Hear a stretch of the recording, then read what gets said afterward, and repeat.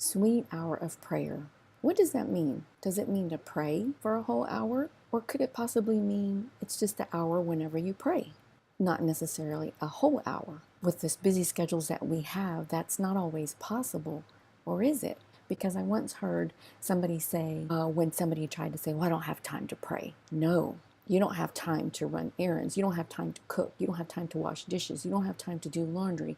You don't have time to do all these other things, but you always have time to pray. And then the other suggestion I've always heard with prayer is start out your day with thankfulness, with prayer, with meditation on His Word. There's something about starting your day with the Word of God and with prayer on your lips, a prayer of thankfulness. And, like I said, the sweet hour of prayer may not necessarily mean a whole hour, but I can't help but think of when you're dating the person that you are in love with and who you probably eventually married. What did you do when you first met? You talked a lot. And that's what praying is. It's talking with God. And when you talked with that special someone in your life, were you satisfied with just 2 minutes, 5 minutes, 15 minutes? Most of the time, no. You wanted to talk and talk and talk.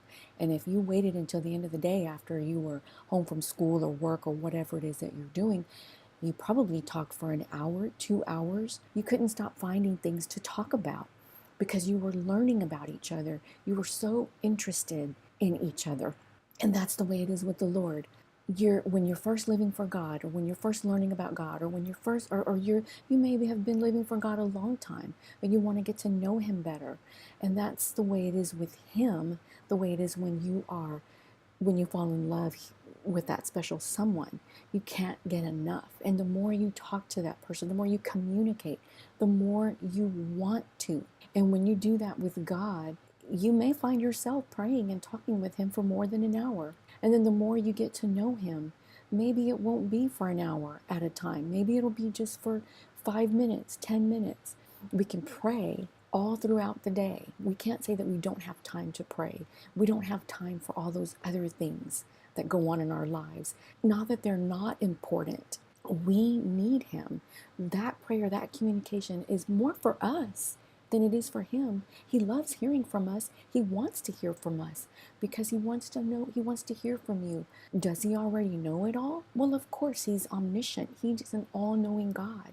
He knows everything about you and what you need and what you desire, but He wants to hear it from you.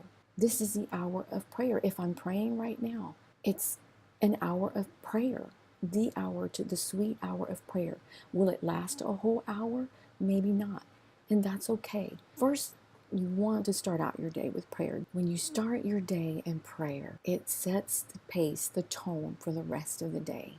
Whatever challenges come your way, whatever joy comes your way, whatever aggravation, disruption comes your way, whatever bad news comes your way, it changes your response to God when those things happen. So what is your hour of prayer? Could it be in the morning, which is highly recommended to start your day? Could it be the end of the day? Is it the middle of the night? You know you best on when to pray. Is it all 1 hour at one time? Sometimes it will be because you'll just find you're just pouring your heart to God and you're sitting back listening to Him speak to you. Or it could be 15 minutes here, 15 minutes there. It could be on your drive to work. It could be while you're washing dishes. It could be while you're cooking. Where are those times? Find your time to pray. You can do it. Blessings to you as you grow in the Lord to influence your world.